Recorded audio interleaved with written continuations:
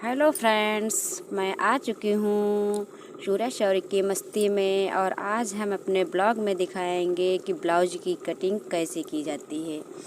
ये हमने बहुत भारी सी चटाई बिछा ली है और अपने कपड़े को जो हमें सिलाई करना है उस कपड़े और अंदर के अस्तर को हम देख रहे हैं कितना मेरा कपड़ा है। हम उसी प्रकार से कपड़े को फैला रहे हैं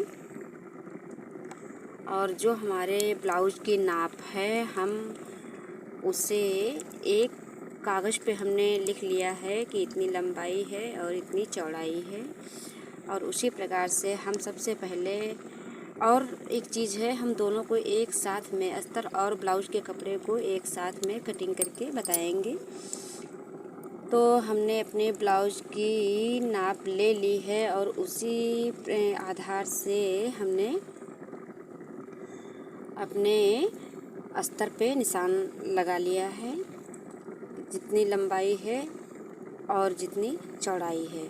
उसी प्रकार से हमने अपने अस्तर और अपने ब्लाउज के कपड़े को फैला के उस पे हमें उसकी नाप लगानी है। अभी फ़िलहाल हम अपना कपड़ा बिल्कुल दोनों भाग सही कर रहे हैं, ब्लाउज और अस्तर के। अब अस्तर मेरा कंप्लीट हो चुका है और अब मैं ब्लाउज का जो मेरा टुकड़ा है उससे मैं चौथिया फोल्ड कर लूँगी।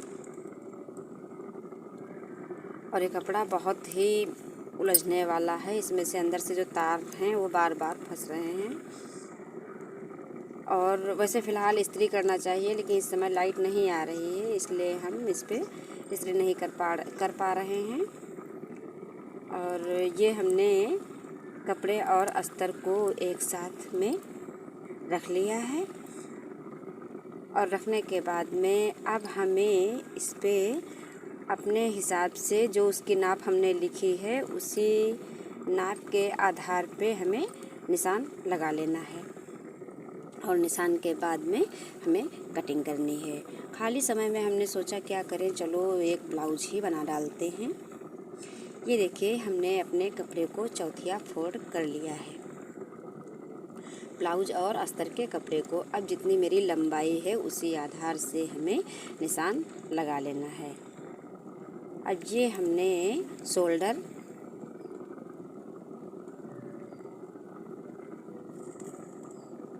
हल्का, ये मोटी औरत है इसलिए हमने 6.5 का शोल्डर रख लिया है। ये मेरा बाजू का निशान भी लग चुका है और मेरा गला और जो हमने तीरा रखा है वो 7 का रखा है। और ये मेरा आगे का गला 6.5 इंच मेमनन रखना है और हमने 7 इंच रखा, आधा इंच ऊपर सिलाई में चला जाएगा। ये मेरा गला पीछे का। और पीछे के लिए हमने चौड़ाई में ले लिया है 3 इंच और लंबाई है मेरी 12 इंच। और कुल टोटल ब्लाउज की लंबाई है 14 प्लस 14.5 ही मान लीजिए। ये हमने आगे से गोलाई लगा दी है और ये मेरी पीछे की गोलाई। अब ब्लाउज पे निशान लग चुके हैं, अब मुझे करना है कटिंग। सबसे पहले मैंने अपने शोल्डर की कटिंग कर ली है और ये बाजू का साइड निकाल दिया है और एक्स्ट्रा कपड़े को अपने हमें इधर से काट लेना है। ये हमने एक्स्ट्रा कपड़े को काट लिया है और ये हमने आगे का गला भी कटिंग कर लिया है और दोनों पार्ट मेरे देखिए एक साथ में कट रहे हैं। अब नीचे का एक्स्ट्रा भाग हमें निकाल देना है और जितना सिलाई में आए बस उतना ही काटना है। ये हमने अपना एक्स्ट्रा कपड़ा बिल्कुल निकाल दिया है और जितना ब्लाउज कंप्लीट करना है बस उतना ही भाग ले लिया है। अब पीछे का गला हमें निकाल लेना है।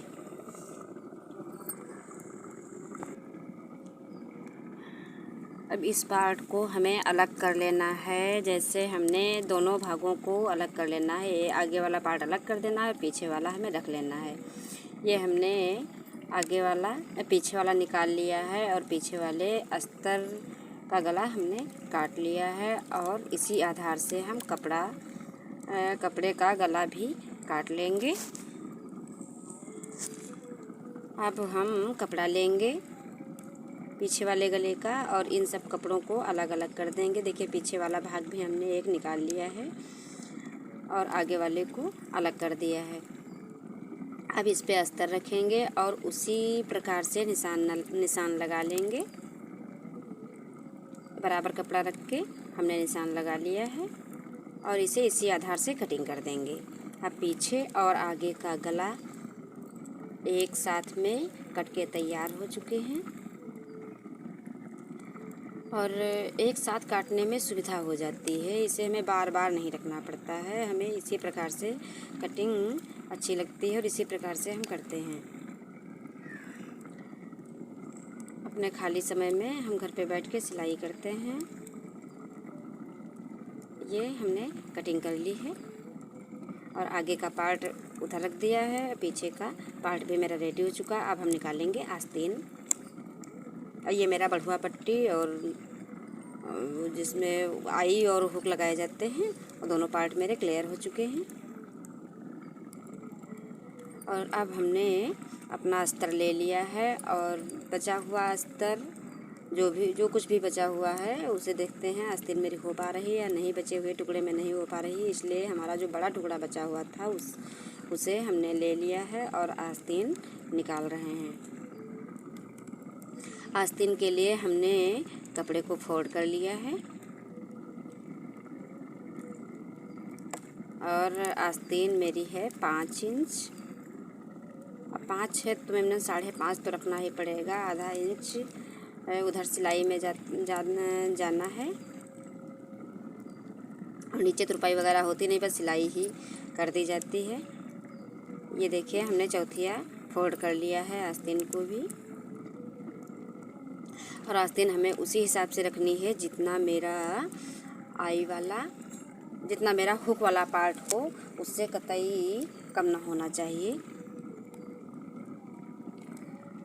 मान लीजिए मैंने 10 है तो हमें 10.5 का रखना है आस्तीन। ये हमने नाप ली है और अपने अस्तर की कटिंग कर ली है और इसी प्रकार से कपड़े की भी हमें कटिंग कर लेना है। अब कपड़े को भी चौथिया रख के इसी प्रकार से हमें काट लेना है।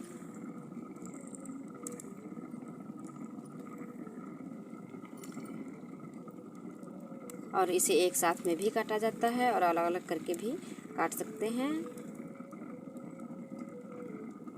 अब ये हमने कपड़े को भी सही ठीक ढंग से सब अच्छी तरीके से रख लिया है। रखने के बाद में आस्तीन के बराबर ही हमें कटिंग कर देना है, क्योंकि आस्तीन हम पहले अस्तर की निकाल चुके हैं और इसी प्रकार से हमें कटिंग कर लेना है। अब जितने से नीचे की इसकी चौड़ाई होती है उसी प्रकार से हम नाप के इसमें चौड़ाई का निशान लगा लेंगे। 1 इंच 1.5 इंच ज़्यादा ही रखेंगे क्योंकि वो मेरा सिलाई में चला जाता है।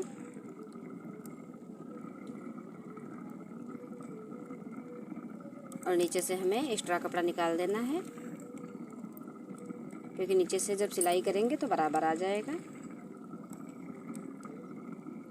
अब हमें इधर साइड का भी एक्स्ट्रा कपड़ा निकाल लेना है और अब एक निशान लगा के, तिरछा निशान लगा के ऊपर से गोलाई का निशान लगा के ये मेरी आस्तीन कट के रेडी हो जाएगी।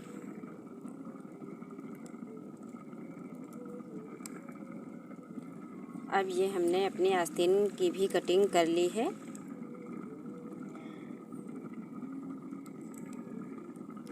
बस इसे हमें गोलाई के आकार में ही, ऊपर का भाग में गोलाई के आकार में ही काटना है।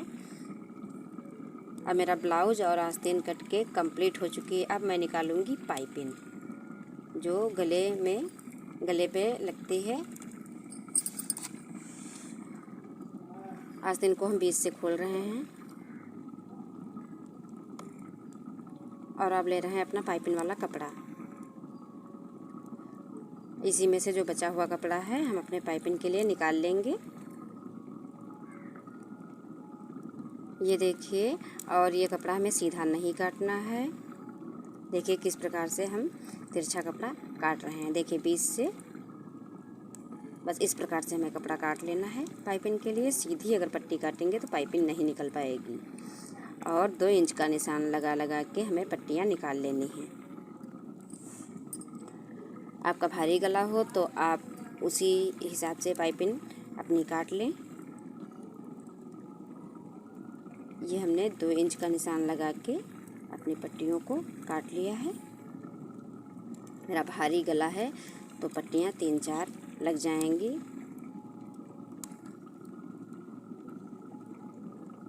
ये हमने कटिंग कर ली है।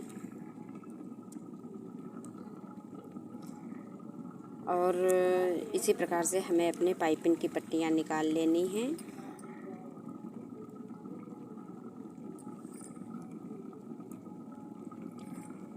और मेरा ब्लाउज कट के कंप्लीट हो चुका है। आस्तीन, बढ़ुआ पट्टी और दोनों पार्ट हमने तैयार कर लिए हैं। अगर मेरा वीडियो पसंद हो तो हमें लाइक, शेयर, सब्सक्राइब करें। मिलेंगे अगली वीडियो में। Bye bye.